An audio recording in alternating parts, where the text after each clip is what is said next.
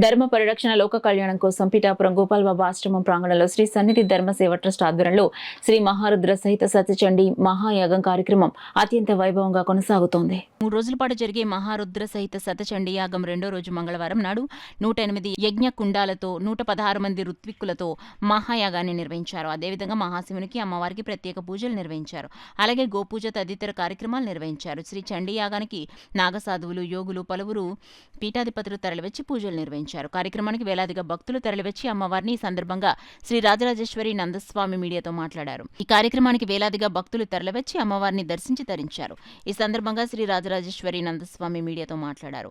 ఈ కార్యక్రమంలో యజ్ఞ బ్రహ్మ వడ్లమాని సుబ్రహ్మణ్య అవధాని, శ్రీ సన్నిధి ధర్మ సేవా ట్రస్ట్ ప్రతినిధి సత్యం, గోపాల్ బాబా ఆశ్రమ ప్రతినిధి జ్యోతుల రామకృష్ణ తదితరులు పాల్గొన్నారు. చాలా అద్భుతంగా 130 మంది వేద పండితులతో అంగరంగ వైభవంగా ఈ సనాతనమైనటువంటి ఋషి సాంప్రదాయంలో యాగశాలను నిర్మించారు.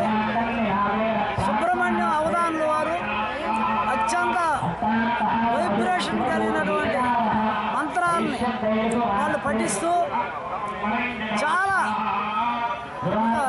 విశ్వంలోకి దైవ శక్తిని పంపిస్తున్నారు. ఈ మంత్రశక్తి వల్ల ఈ చండీ యాగం, ఉత్తరయాగం, ఇక్కడ మహాగణపతి ఎంతమందో ఆ యొక్క శక్తివంతమైన దశమహావిద్య దేవతలు ఈ మంత్రశక్తి వల్ల విశ్వంలో ఉండే చెడు ఏదైతే బ్యాడ్ ఉంటుందో తమోగుణం, చాలా మంది తమోగుణం ఉంటుంది, సప్త వ్యసనాలలో ముందుకు తేలుతుంటారు.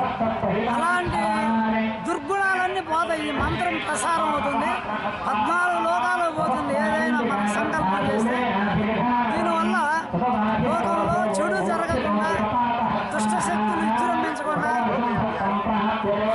ఉన్నత ఉద్యోగులు, ఉన్నత అధికారులు మంచి ధర్మాన్ని స్థాపించేదానికి, ధర్మమైన పరిపాలన జరిగేదానికి